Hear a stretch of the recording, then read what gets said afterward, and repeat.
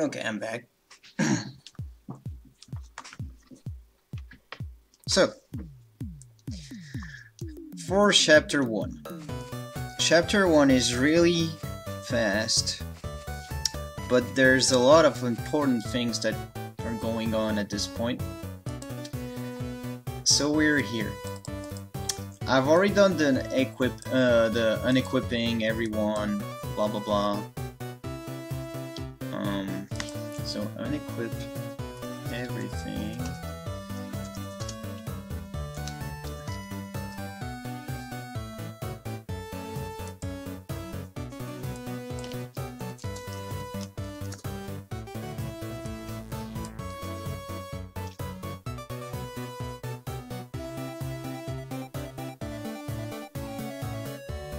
Here we go, that's better. So, we're here. You go straight to Enchime, it's the only city you can actually go to anyway, so no real big deal about this. There's 2 scenes to skip. Every new city dungeon they will get to at this point, even Lontano, you can skip the introduction of the town. So the first thing you want to do is to go here at the weapon shop. If everything went well during the 7 fight grind, you actually got extra money during the fight with Ankle, and you now have the possibility to buy 4 silk robes without selling anything. So this is why it's very important to actually get the 10 streak bonus versus Einkold to get the money. So you're just going to buy 4 silk robes, and that's everything you need to buy in this town. So now we're going to hunt for the hidden items. The first hidden item is right here, near the lamppost on the top left of the map. It's an ether. So now, the problem is, since I was AFK, the night has fallen. Normally, if you just rush, it's supposed to be day, so I'm going to go outside and wait for day to come, and we're going to resume things the way they're supposed to be in the run.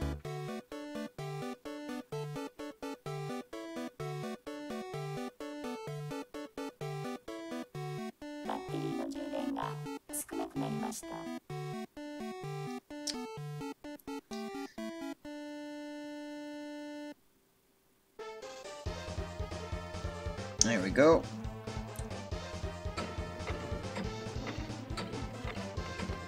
Yeah, I forgot to mention the fact that during the night and day shift, if you rush directly as you see the shift, the night into day or day into night doesn't actually happen. You have to fully wait for the shift to be done. So I just rushed there for nothing, so I have to wait again.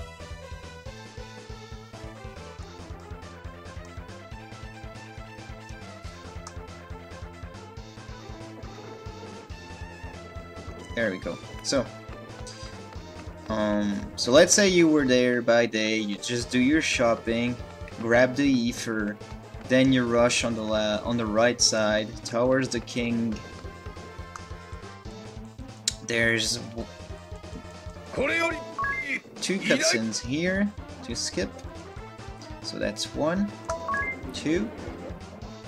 Then you'll want to go inside the king's palace. Another cutscene here to skip. Then go left towards the king. And there's going to be 2 cutscenes. So skip them as well. 1, 2.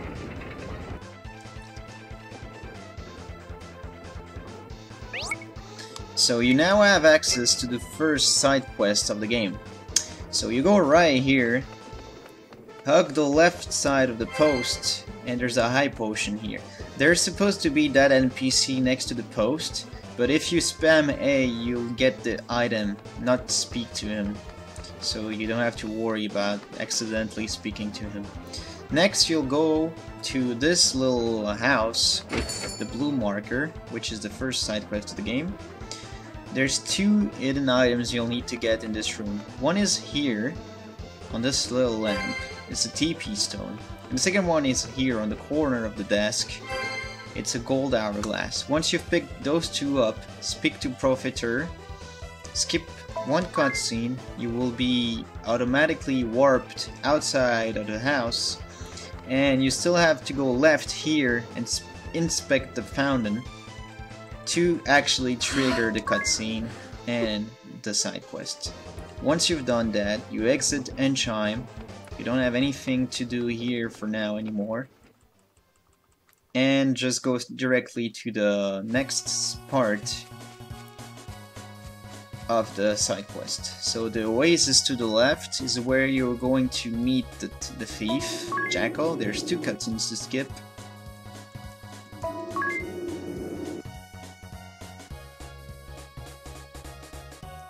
Once you've done that, you now have access to the Arena Ruins, which is the dungeon where you're supposed to fight the thief, but we're not going to fight him. So skip the introduction of the dungeon. There's no chest to get here, so just head directly to the exit. It's on the top right of the map. Ignore that chest and go directly to the next floor. Every chest that you need are on the right side of the wall, so stick to the right. Get the first chest. You are going to be hit by the trap, but you don't care because there's no fights you need to do, so you don't care about being blind. Then go on the bottom left to go to the next floor. On the next floor, same thing, the chest is on the right side. So stick to the right side, get the chest, and then go backwards.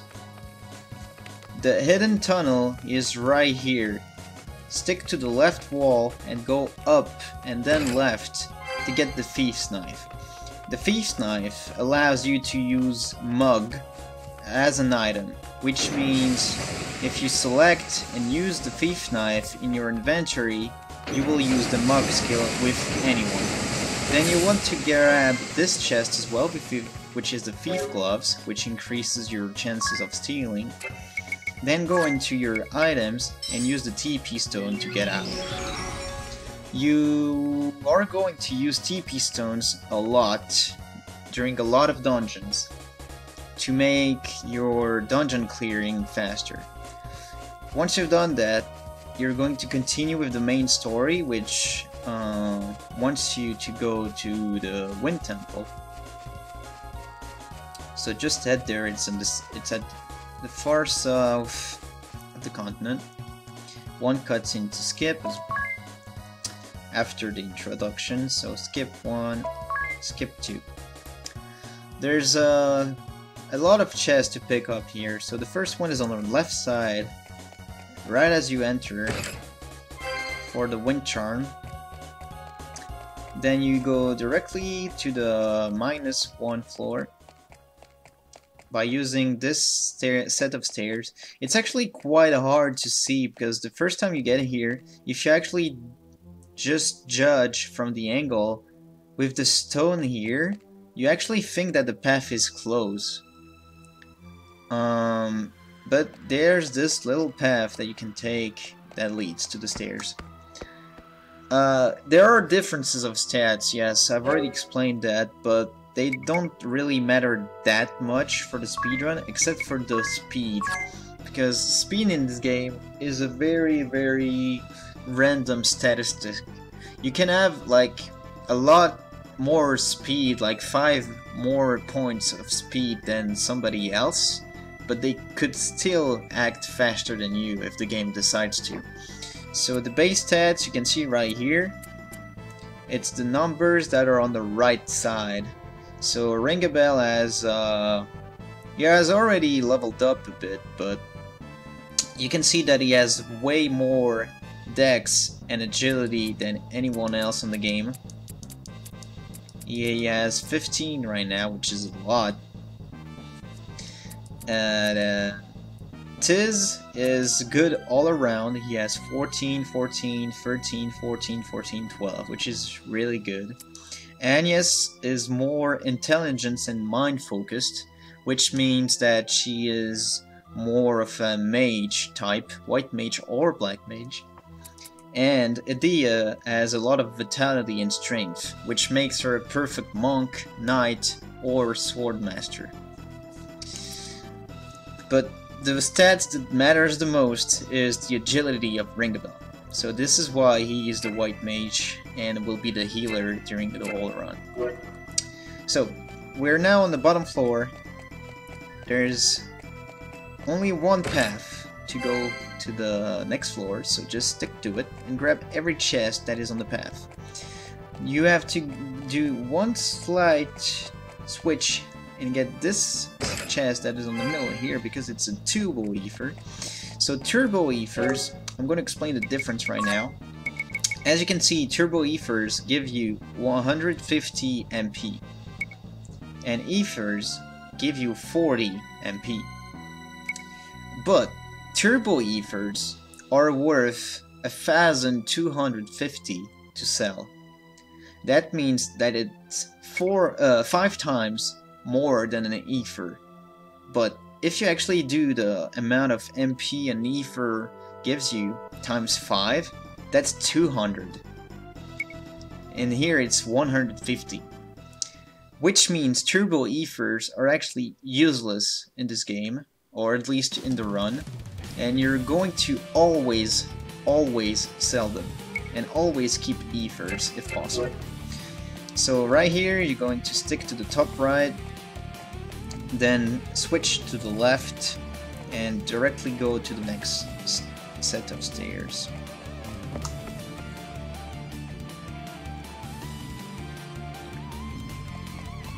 There's no chest to be grabbed on this side, so just go straight to the next stairs. And on the next floor there's 3 chests you'll want to pick, including the hidden tunnel. The hidden tunnel is on the right side of this wall, so if you just hug the right side of the wall until you hit this wall, this is where the tunnel is. So just go right, then down, and grab the peace ring. Then continue to the left, grab the ether, then go up, and to the far left is a mithril rod, right here, and you can now go to the bottom floor. There is one final chest, but before that you have to inspect this room, skip the cutscene, trigger the switch that opens the shortcut. That is really important, do not forget it,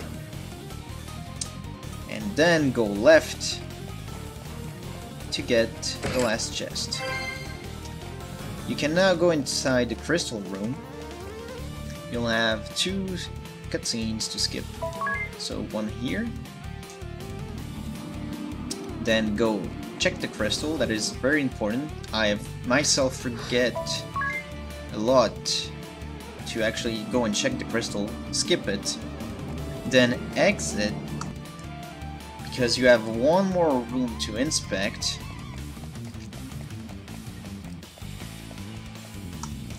Once again, skip the cutscene, and once you've done that, this is where you're going to use your last TP stone, because using the TP stone and warping yourself to the entrance is actually faster than going there by foot. So this is everything you need to do in this area for now. In the scenario right here, you're supposed to get a new garb for Agnes so that she can perform the ritual to restore the crystal. So you need to go to see the sage that might help you get a new garb. So you need to go to the airship, go up by pressing A, land on the little lake here, as close as possible as the dock as always, so the best thing to do is to actually press A here, and right A, and enter the sage. So right now, we're here. So you can't skip the introduction for some reason. I don't know why, but that's how it is. So skip. There's 4 cutscenes to skip here. 1, 2, 3, and 4. After the 4th one, you're going to sleep for free. So this is why you don't care about getting hit by the traps at the arena rooms, because you're automatically healed during this cutscene. There's one more cutscene to skip after you've slept, and as soon as you get control of your characters, on the top left cabin is a peace ring. Grab it. Then on the right side of this bridge, near the river, is an Antarctic wind. So the Antarctic wind is an attack item, pretty much like the gold hourglass we picked up previously. And we're going to need as much of those items as possible for a specific boss on chapter 2. So now that you've done this, speak to the fox, go into armory, and sell everything you have except the mithril rod and the thief knife. So you sell 8 rods, the mithril dagger, you sell the 4-point hats, the 2 campogies. Even you cannot sell all 3 of them, because that is a small tip that I gave you. The 3rd campogi you have right now is already equipped on Ring a Bell, so there's no chance that you sell it by accident. So sell all campogis. Do not skip, obviously, the silk rod because you just bought them to equip them. Sell the gauntlet. Do not sell the thief gloves. Sell the bronze bangle, white charm, white cape, and the 2 peace rings. And the turbo. Once you've done that, you'll want to buy 3 mithril rods, because you already have a 4th one, 4 mithril shields, 4 cat ear hood, and 4 mithril bangles. Now that you've done this, you're going to speak to the adventurer, skip the bot that he's going to give you, and buy 6 TP stones. Once you've done all that, you can go into equip and just optimum everyone and equip the mithril bangles. Then just go and heal with Ring a Bell, cure all, and you're set. So this is the first heavy menuing that you'll need to do, because there's not a lot of things to do. So improving your menu skills helps a lot doing this little session fast. Once you've done that, you go to this cave here,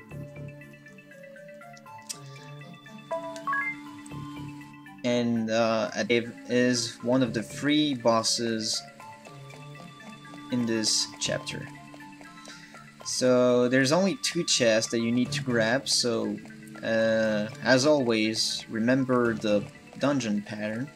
It doesn't really matter if you go up or down right here, because both paths end up at the same destination, so just go to the stairs. Right here, you want to go to the bottom right, where the first chest is. There's a 500 pig inside it. Then just go to the bottom right to add to the next floor.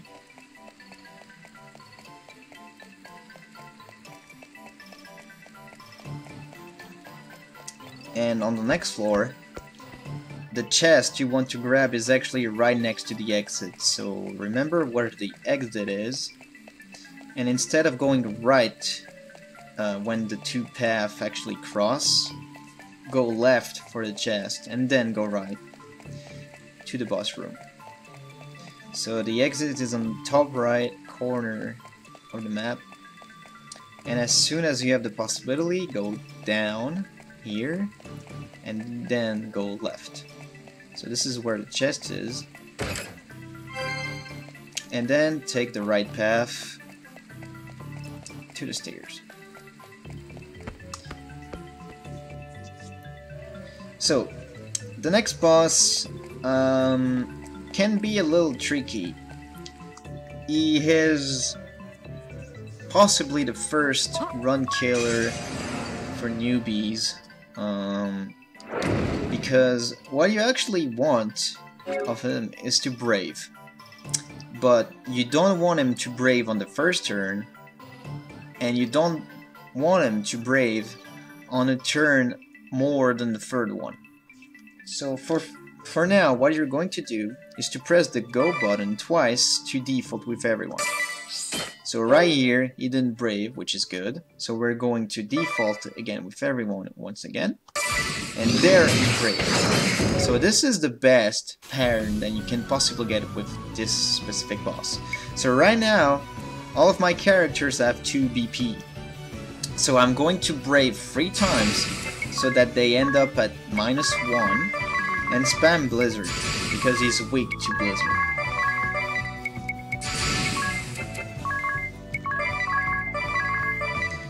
We see that Idea is rather low. Right now he's at -1, so he's not going to attack. So we're going to do 2 Blizzards with Ring the Bell as well and 1 Cure on Idea.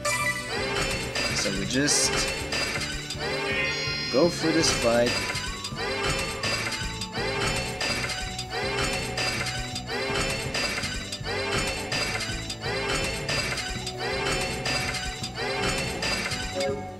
And once you've done that, you can press auto again because there's enough damage so that he will die.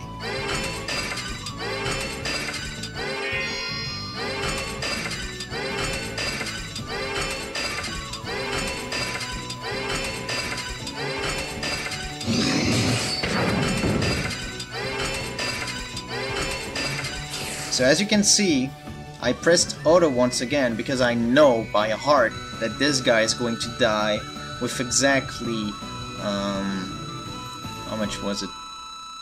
3 times 12 with 16 blizzards.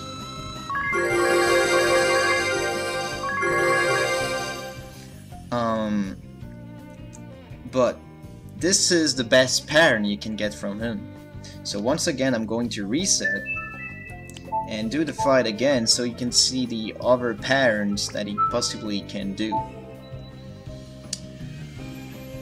So that was the fastest fight you can ever get from this guy. 16 blizzards, nobody dies, and boom, dead in 2 turns.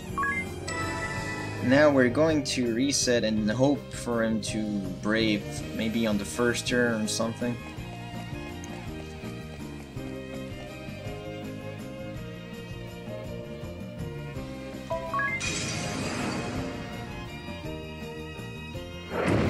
So, first turn is always the same, just default. Well, once again, he gave me the good pattern, so there's no real point in that.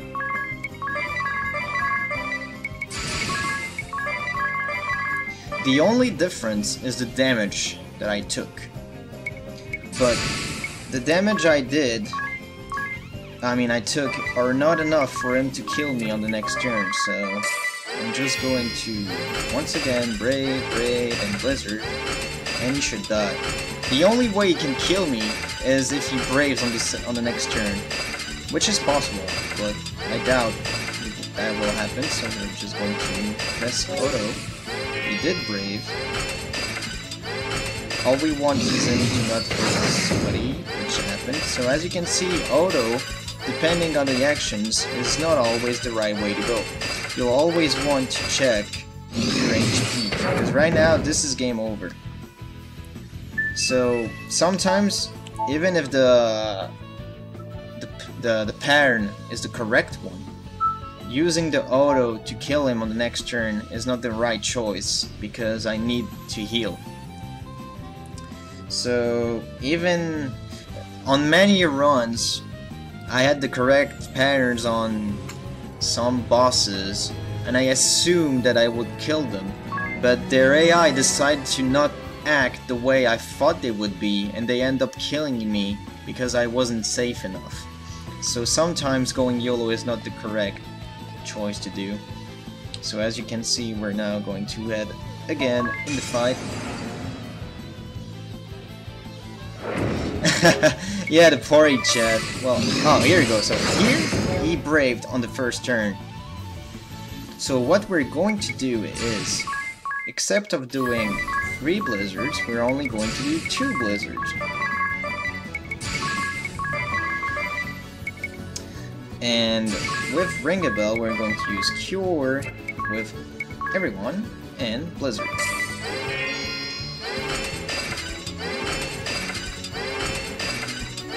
So that means that's 7 blizzards. We still need 9 to go. But at this point, we know he's going to die on this turn, right? And our HP is full. So just blizzard with everyone.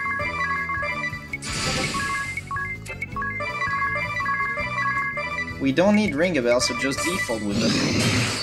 Ooh, that's bad luck right here. You see, I just got a critical.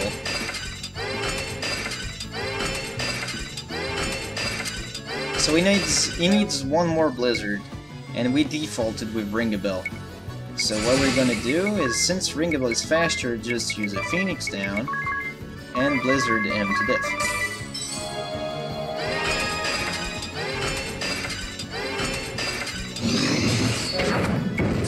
And then we end the fight with Venus. Oh, except if she's so, well, there. So that was a bad luck crit. It happens, but critting, I think he just critted for 350 damage, which is a lot. Yeah, sadly, you don't really read the storyline in this speedrun. You just skip everything.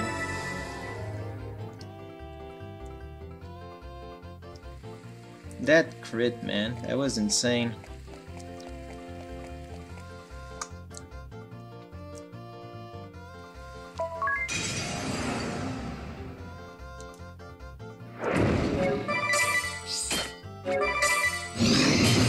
Now we're going to see the pattern where he braves on the maybe 4th turn, 3rd turn.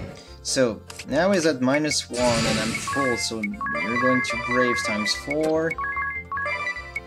Since your characters are at 3 BP, they will do 4 blizzards.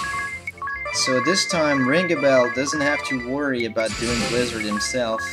All you want to do is to cure with Anya's, because she's the one who was single targeted, and then do 3 cure on everyone so that everybody's fully healed. So 1 heal, 2 heals, 3 heals, fully healed. And now blizzard, and you can just press auto. It will be faster to just press auto and have Ring a Bell cast cure on everyone again than to rather select all of the commands again 1 more time. That will save time.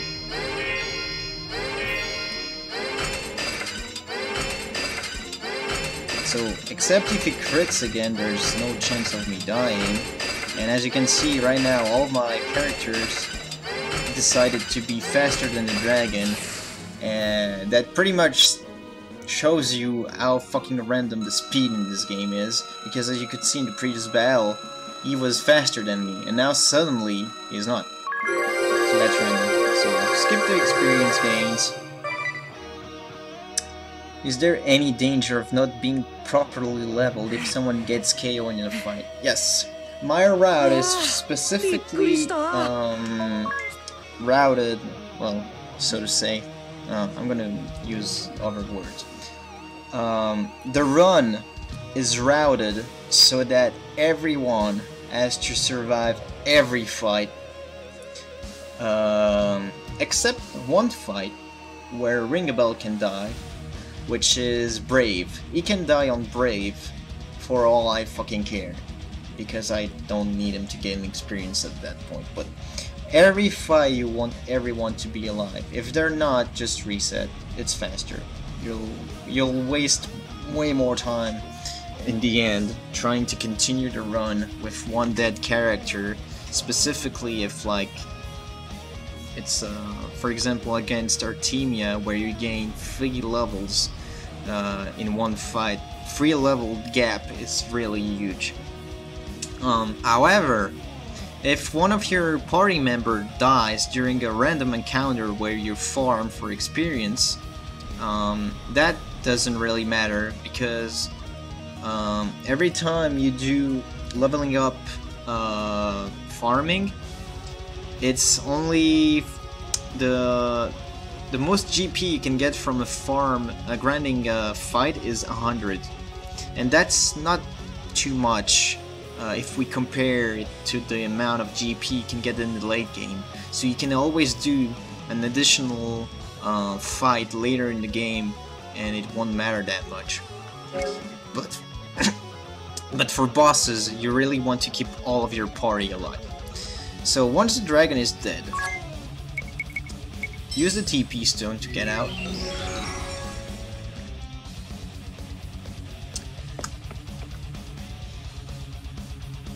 First thing you want to do, so that you don't forget, is to go and equip on Ringabel and equip in the Thief Knife and the Thief Gloves. Now that you've done that, you can just straight rush to the Sage and continue the storyline.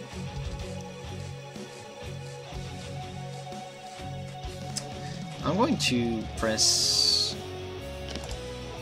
So as you can see right now, we're here on this split. We're at Orfrost. Oh no, I didn't show XSplit. Well, I don't really have space to show XSplit, W split on screen, so whatever. So, Sage, speak to him. There's 4 cutscenes to skip once again, so 1, 2, 3. Right here, you sleep for free once again.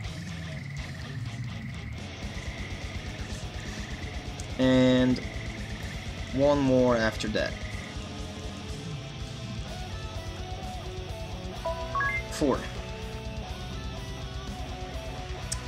So we now go back to the Wind Temple, and we're going to restore the crystal. So take your airship, go off the water,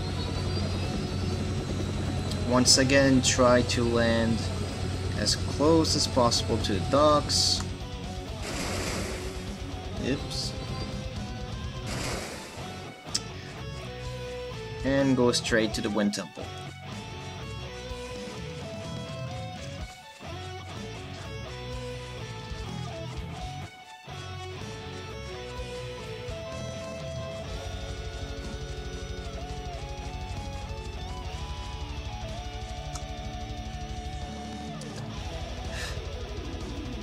So you can now use the shortcut that is right here, since you've opened it previously, and you can go straight to the boss.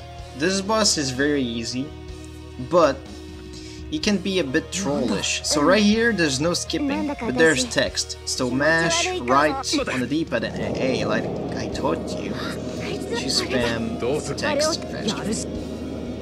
So we battle versus Orfrost. He's a very easy boss, but he can kill your party if... I mean, not your party, but he can kill one of your party members if you have bad focus luck. So what you want to do is to Brave ×4 with all of your black mages and first kill the Ice Head by using fire. So you use fire 4 times. Then you Brave 4 times with Ringabel, and use the Thief Knife on the Ice Head 4 times. The reason we did 4 times, even though there's only 2 items to steal is because even though you have the thief gloves, the chances of actually stealing the items is still pretty low. It's not 100%. So just get as many opportunities as possible. So then, just do the fight. I'm going to slow it down. As you can see, I just stole the first item. For some weird reason, you always steal the rare item first. So right here, I just got an Arctic Wind, which you can see because of the music. So I'm going to put it a bit lower. So I just got an Arctic Wind.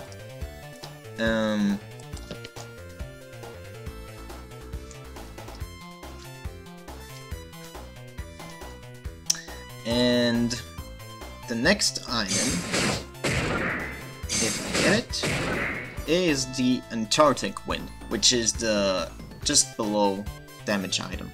So now I got all 2 items from the ice head and it's going to die. There's 2 possible scenarios at this point. Either the ice head will be faster than my black mage is and have the opportunity to attack me before she dies. So let's see.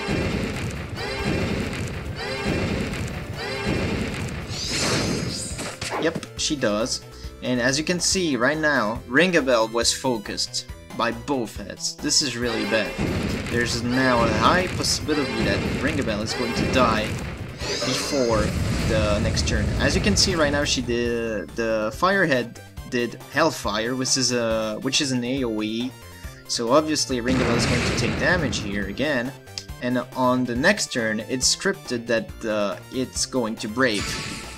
So it's going to Brave twice, another Hellfire, which is going to hit Ring-a-Bell.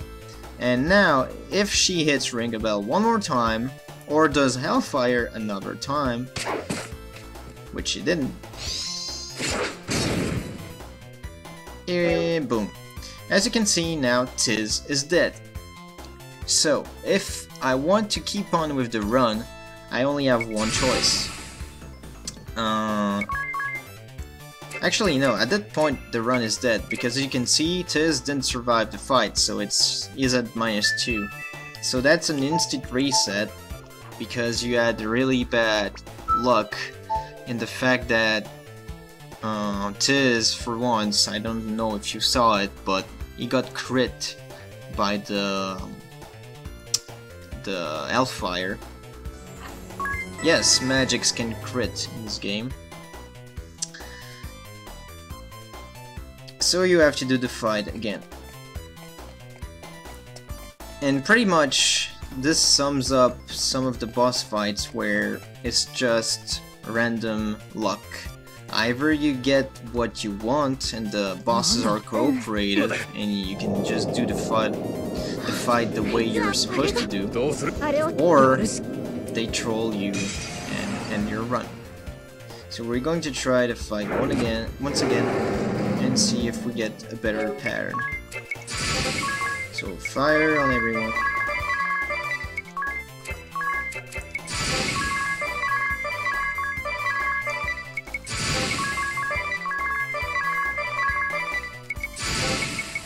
And use the thief knife 4 times.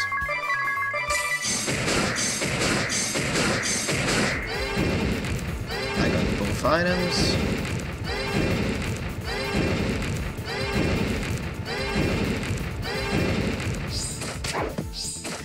No, I don't use SP in the run, it's forbidden. We don't use Brave the Second. So Hellfire. Okay, this time Ring-a-Bell didn't die and nobody else did, so it's cool. So now we do, on the second turn, the exact same thing, except we do Blizzard.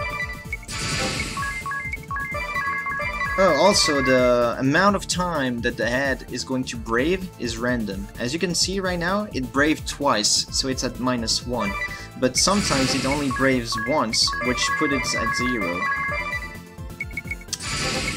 So yeah, that's random again. So here we go, stealing again, hoping to get all of the 2 items. Here, I just got all items. I got 4 items out of this fight that I'm going to use on one of the upcoming bosses. And just Blizzard him to death.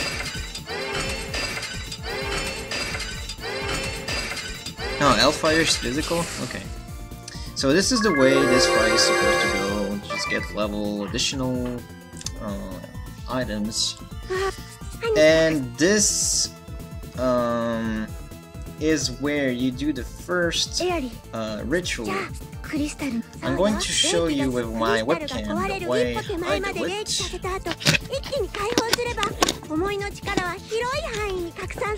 For those that weren't there yesterday. Force the fucking webcam moves too much. Sorry for the noises. There we go. No.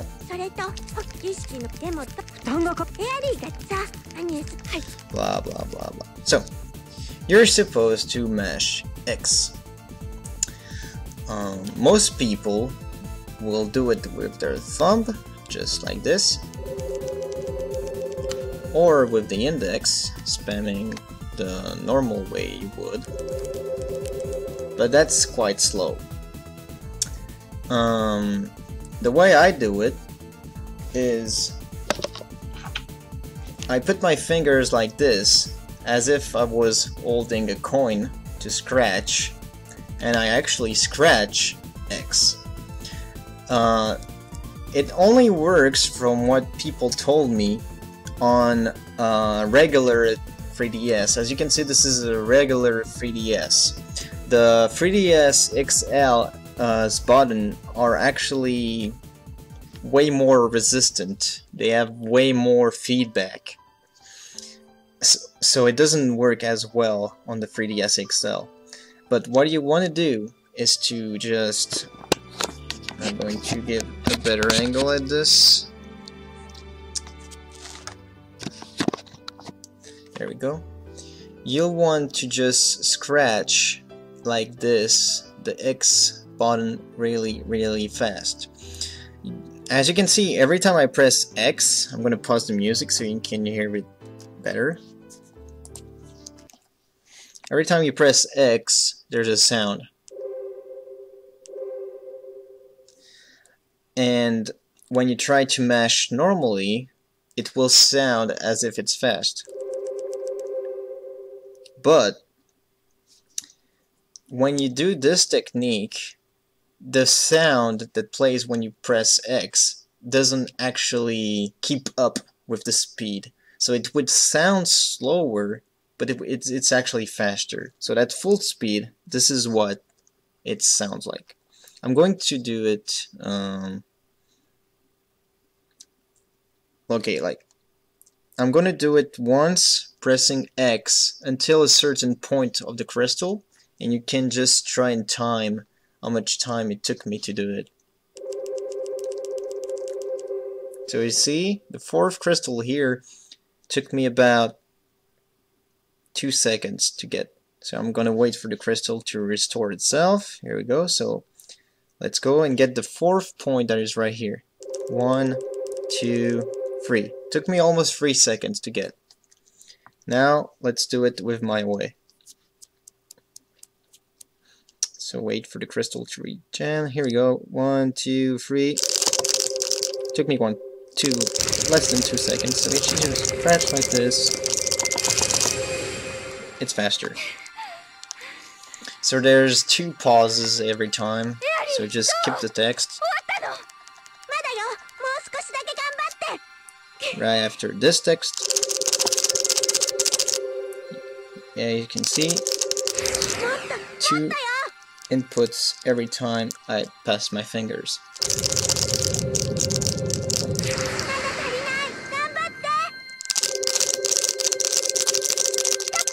And you're done.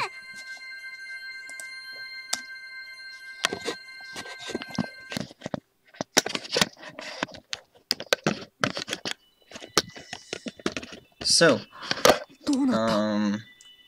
there's pretty much nothing else at this point to do in the chapter, but the chapter is not over yet, so we're going to now exit.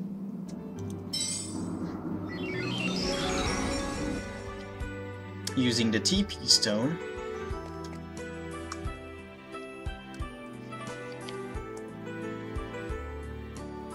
and return back to Kadisla. Enshine, sorry.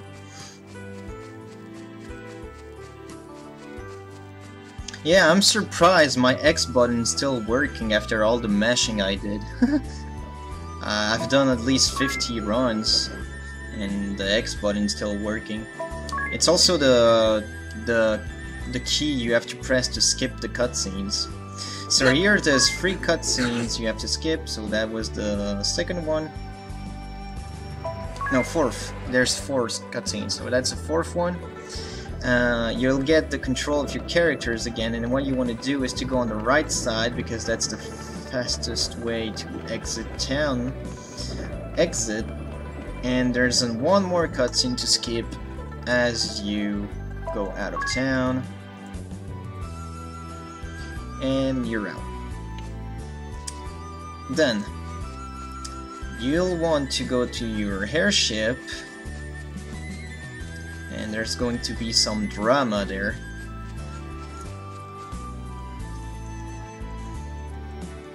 There's 3 cutscenes to skip, so that's 1, 2, 4 cutscenes again. So that's 3 and 4. After this cutscene, your airship is useless. It's only a boat, so you have to go by foot to the next village. So head to the right, head inside this forest, press X to skip this cutscene, and right after you skip it, you can start spamming B, because this is chapter 2. So skip chapter 2, skip this cutscene, and we're now at chapter 2. So I'm going to once again take a small break to cut the VOD, and we're going to resume as soon as I'm done.